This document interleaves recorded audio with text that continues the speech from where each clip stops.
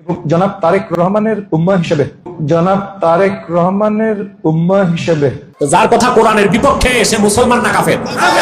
আল্লাহ পাক আমাকে হায়াতে রেখেছেন এবং মোহাম্মদপুরে আসি ইনশাআল্লাহ। মোহাম্মদপুরে ভাড়াটিয়া হিসেবে আসি নাই, বাইরে থেকেও আসি নাই, এখানে ছিলাম, এখানেই আসি এবং আপনাদের সাথেই আসি ইনশাআল্লাহ। আসসালামু আলাইকুম দর্শক, শুরুতে ভিডিও টাইটেল এবং থাম্বনেল দেখে বুঝতে পেরেছেন ভিডিওর বিষয়বস্তু।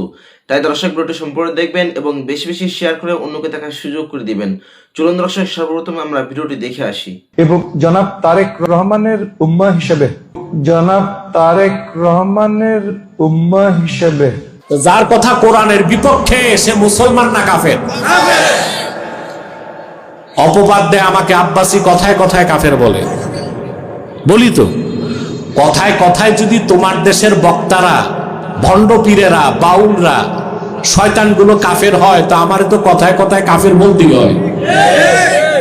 আমি ডাক্তার, চিকিৎসক, যে রুগীর যে রোগ দেখি এটা বলে দেই।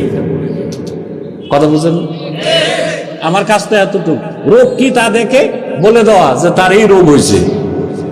একজন দায়ী আল্লাহর এটাই কাজের, বেশি কোনো কাজ। তাহলে এখান থেকে একটা শিক্ষা আমরা পেয়ে গেলাম, আল্লাহর হাবিব মুহাম্মদ সাল্লাল্লাহু আলাইহি ওয়াসাল্লামের সুন্নাহ, ওনার শরীয়ত, ওনার দ্বীনকে বাদ দিয়া অন্য কোন ধর্ম, মতাদর্শ, মতবাদ গ্রহণ বা লালনের মাধ্যমে আল্লাহকে পাওয়া যাবে না। সাফ, স্পষ্ট? প্রিয় বন্ধুগণ, এখন আসুন, আল্লাহ বলেছেন তোমরা যদি আল্লাহকে ভালোবাসে থাকো। আমরা আল্লাহর ভালোবাসা চাই সবাই। নামাজ পড়ি, রোজা রাখি, না খেয়ে ওয়াজে বসে আছি, উদ্দেশ্য তো একটা, আল্লাহর ভালোবাসা পাওয়া। মনে রাখবেন, মুসলমান যতক্ষণ পর্যন্ত ঈমান আনার পরে আল্লাহ তার রাসূল মুহাম্মদ সাল্লাল্লাহু আলাইহি ওয়াসাল্লামের ভালোবাসা জীবনের চেয়ে বেশি না হবে, ততক্ষণ পর্যন্ত আপনি নির্ভেজাল খাঁটি মুমিন আশিক মুসলমান হতে পারেন না। পারবেন? আমি আপনাদেরকে কিছু দলিল দিচ্ছি কোরআন এবং সুন্নাহ থেকে।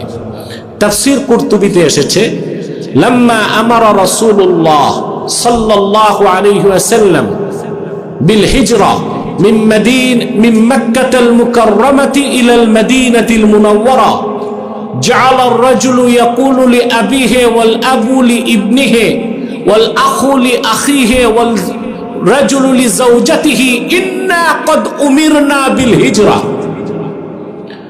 রাসূলুল্লাহ সাল্লাল্লাহু আলাইহি ওয়াসাল্লাম যখন হিজরতের আদেশ করছেন যে মক্কা থেকে সবাইকে মদিনা মুনাওয়ারাতে হিজরত করতে হবে, সাহাবায়ে কেরামের সামনে এক মহা পরীক্ষা চলে আসলো। কারণ মক্কায় তো যিনি মুসলমান তিনি আর একই ঘরে বসবাস করতেন, বাবা মুসলমান, ছেলে কাফের, ভাই মুমিন, ভাই কাফের, স্বামী মুসলমান, স্ত্রী কাফের। কথা বুঝে না? একসাথে বসবাস করতেন। কিন্তু যখন হিজরতের আদেশ আসলো, তখন আসলো মহাপরীক্ষা। কারণ এখন তো রক্তের সম্পর্ক ছিন্ন করতে হবে, বাড়িঘর ছাড়তে হবে, সহায় সম্পদ বাদ দিতে হবে। পরীক্ষাটা কঠিন ছিল না? জালিলুল কদর সাহাবী যারা রাসূলুল্লাহ সাল্লাল্লাহু আলাইহি ওয়াসাল্লামের, তারা সব হিজরত করে চলে গেল মদিনা মুনাওয়ারায়। কিন্তু বাকি সাহাবীরা চিন্তা করতে লাগছে যে এতদিনের সম্পর্ক কিভাবে ছিন্ন করি। বাবা মুমিন, ছেলে কাফের, ছেলে মুমিন, বাবা কাফের, ভাই মুমিন, ভাই কাফের, বোন মুসলিম, ভাই কাফের, স্বামী মুমিন, স্ত্রী কাফের। এতদিন একসাথে বসবাস করছে, এখন সব ছাড়তে হবে, ঠিক না? সাহাবায়ে কেরাম চিন্তা করতেছেন, আল্লাহ তাআলা সঙ্গে সঙ্গে ধমক দিয়ে কোরআনের আয়াত নাজিল করে দিলেন।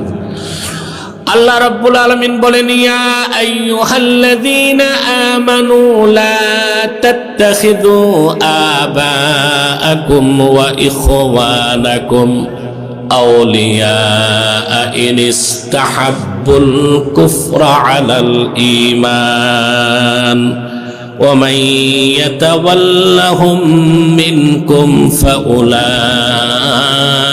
হুমুজ জালিমুন। আল্লাহ রাব্বুল আলামিন কোরআনের আয়াত নাজিল করে বলে দিলেন, হে বিশ্বাসীগণ, মুমিনগণ, তোমরা তোমাদের পিতাদেরকে, তোমাদের ভাইদেরকে বন্ধু বানায় না, আপন করো না। যদি তারা ঈমান না আনে, ঈমানের উপর যদি কুফরকে তারা প্রাধান্য দেয়, তোমাদের বাবা যারা তাদের সাথে, ভাই যারা তাদের সাথে তোমাদের কোনো সম্পর্ক থাকতে পারে না। কঠিন কথা। আমাদের ব্যক্তি জীবনে যে রিলেশন হবে মানুষের সাথে, এটার মূল ভিত্তি এটা।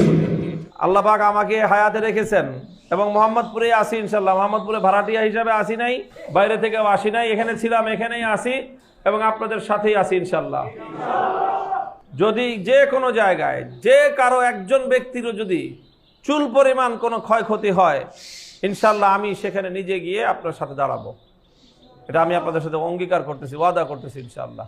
কেউ যদি কোথাও কোনো ধরনের সমস্যার সম্মুখীন হন, কারো হুমকি, কারো ধমকি, কারো পক্ষ থেকে কোনো ধরনের আক্রমণ বা কোনো ধরনের হয়রানির শিকার যদি আপনারা হন, তাহলে মেহেরবানি করে আমাদেরকে একটু অবগত করবেন।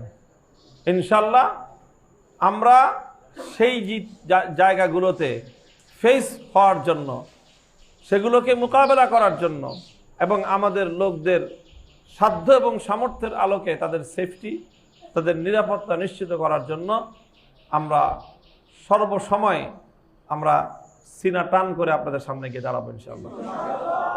আপনারা এই ব্যাপারে একচুল পরিমাণ কোনো সংশয় রাখবেন না, কোনো দ্বিধাদ্বন্দ্ব রাখবেন না। আপনারা আপনাদের দায়িত্বশীলদের মাধ্যমে আমাদের সাথে যোগাযোগ রাখবেন, সরাসরি যোগাযোগ রাখবেন। আমাদের অফিস কিন্তু আছে, যে অফিসে নির্বাচন কার্যক্রম পরিচালনা হয়েছে এতদিন। এখন ওখান থেকেই আমরা আমাদের পরবর্তী কাজগুলো, এলাকার জনগণের সেবার কাজগুলো আমরা সেখান থেকেই পরিচালনা করব ইনশাআল্লাহ। কাজেই আপনারা এই ব্যাপারে কোনো ধরনের হীনমন্যতায় ভুগবেন না। আল্লাহ পাক আমাকে হায়াতে রেখেছেন এবং মোহাম্মদপুরে আসি ইনশাল্লাহ। মোহাম্মদপুরে ভাড়াটিয়া হিসাবে আসি নাই, বাইরে থেকেও আসি নাই, এখানে ছিলাম, এখানেই আসি এবং আপনাদের সাথেই আসি ইনশাল্লাহ। যদি যে কোনো জায়গায় যে কারো একজন ব্যক্তিরও যদি চুল পরিমাণ কোনো ক্ষয়ক্ষতি হয়, ইনশাল্লাহ আমি সেখানে নিজে গিয়ে আপনার সাথে দাঁড়াবো। এটা আমি আপনাদের সাথে অঙ্গীকার করতেছি, ওয়াদা করতেছি ইনশাআল্লাহ। যদি প্রয়োজন হয় আমি যাব, আর যদি আমার প্রয়োজন না হয়, আমাদের অন্যান্য দায়িত্বশীলরা গেলেই যদি সমস্যার সমাধান হয়ে যায় তারা যাবে। আমি তো আর একা সব জায়গায় যেতে পারবো না, কিন্তু যদি প্রয়োজন হয়, সর্বশেষ যদি দেখি আমি না গেলে হচ্ছে না, তাহলে যেই পর্যন্ত যাইতে হয় আমি সেই পর্যন্তই যাব ইনশাআল্লাহ।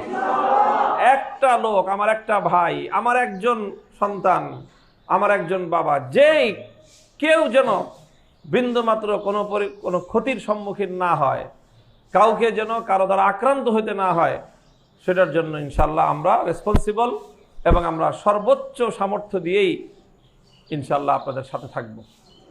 আপনারা নিজেদেরকে কখনোই বেসাহারা মনে করবেন না। দর্শক, আজকে ভিডিও এই পর্যন্ত। ভিডিওটি ভালো লাগলে লাইক দিবেন এবং বেশি বেশি শেয়ার করে অন্যকে দেখার সুযোগ করে দিবেন। আসসালামু আলাইকুম।